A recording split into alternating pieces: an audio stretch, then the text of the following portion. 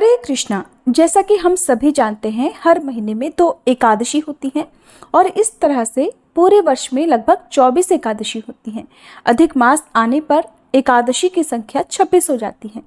एकादशी का व्रत भगवान विष्णु को समर्पित होता है और ये भक्तों को सभी प्रकार के मनोवांछित फलों को प्रदान करने वाला होता है।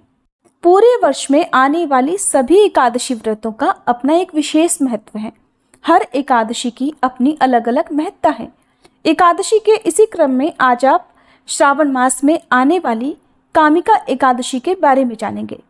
हिंदू पंचांग के अनुसार कामिका एकादशी का व्रत चातुर्मास में श्रावण मास के कृष्ण पक्ष की एकादशी तिथि को किया जाता है।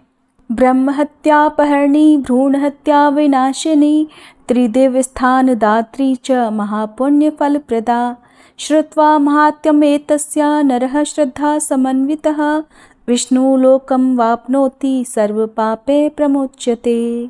अर्थात ये एकादशी ब्रह्म हत्या हरने वाली, भ्रूण हत्या का नाश करने वाली, स्वर्ग में स्थान प्राप्त कराने वाली तथा महापुण्यों का फल देने वाली है। श्रद्धा सहित मनुष्य इसके महात्म्य को सुनकर विष्णु लोक को प्राप्त करता है और समस्त पापों से छूट जाता है। इसलिए सभी सनातनियों को कामिका एकादशी व्रत का पालन अवश्य करना चाहिए। कामिका एकादशी का व्रत रखने से ठीक एक दिन पहले व्यक्ति को चावल या तामसिक भोजन का सेवन बंद कर देना चाहिए और एकादशी तिथि के दिन सुबह जल्दी उठकर किसी पवित्र नदी में स्नान करना चाहिए। अगर आप किसी पवित्र नदी में स्नान नहीं कर सकते हैं तो घर पर ही गंगा जल डालकर स्नान करें। पूजा करने के लिए पीले रंग का आसन प्रयोग करें। इसके बाद पूरे विधि विधान से भगवान श्री हरि और माँ लक्ष्मी जी के साथ ही भगवान शिव और माता पार्वती का भी पूजन करें। सच्चे मन से मंत्रों का जाप करें। भगवान को चंदन का तिलक लगाएं। ध्यान रखें कि भगवान विष्णु की पूजा में तुलसी पत्र अवश्य रखें। बिना तुलसी पत्र के भगवान की पूजा या भोग अधूरा रहता है। कथा का पाठ भी करें और अंत में कपूर जलाकर आरती करके पूजा संपन्न करें।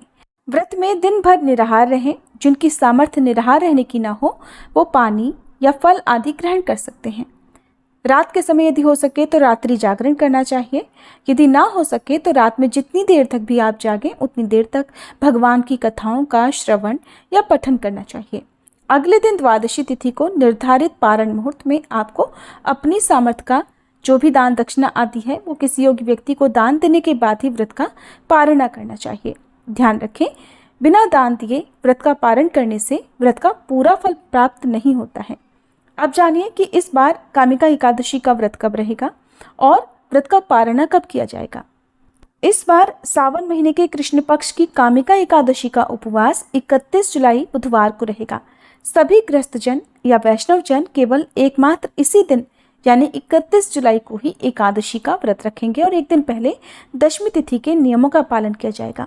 एकादशी तिथि प्रारंभ होगी 30 जुलाई मंगलवार की शाम 4:46 से और समाप्त होगी 31 जुलाई बुधवार की दोपहर 3:55 पर। इसके बाद से द्वादशी तिथि शुरू हो जाएगी और द्वादशी तिथि 31 जुलाई बुधवार को दोपहर 3:56 से शुरू होकर 1 अगस्त गुरुवार को दोपहर 3:29 तक रहेगी। हरिवासर का समय जो कि द्वादशी तिथि लगते ही शुरू हो जाएगा वो 31 जुलाई बुधवार की रात 9 बजे समाप्त हो जाएगा। इस समय आप भगवान विष्णु के मंत्रों का यथासंभव जाप कर सकते हैं क्योंकि इस समय किए गए मंत्र जाप जल्दी सिद्ध होते हैं। व्रत पारण किया जाएगा 1 अगस्त गुरुवार को सुबह 6:01 से 9:50 के बीच में।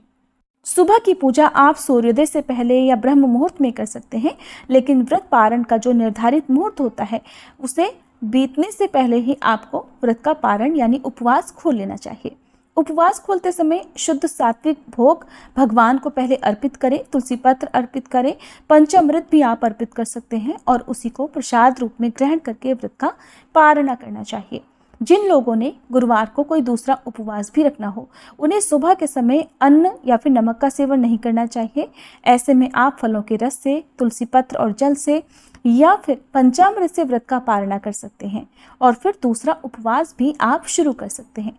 यदि आज की वीडियो जानकारी अच्छी लगी हो तो आज के दिन आप हमारे चैनल पर कामिका एकादशी की कथा भी जरूर सुनिएगा।